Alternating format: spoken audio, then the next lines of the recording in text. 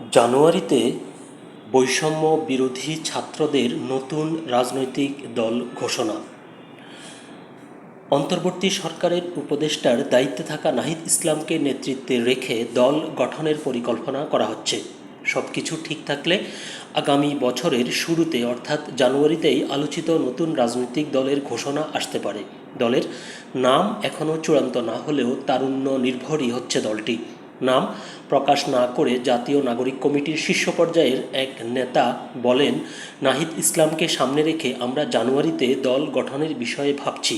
সেক্ষেত্রে তাকে দল গঠনের আগে উপদেষ্টার পদ ছাড়তে হবে।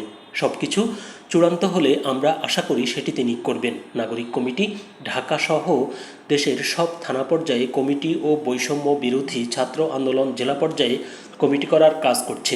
জানুয়ারির মধ্যেই সেটি সম্পূর্ণ হয়ে যাবে বলে আমরা আশাবাদী।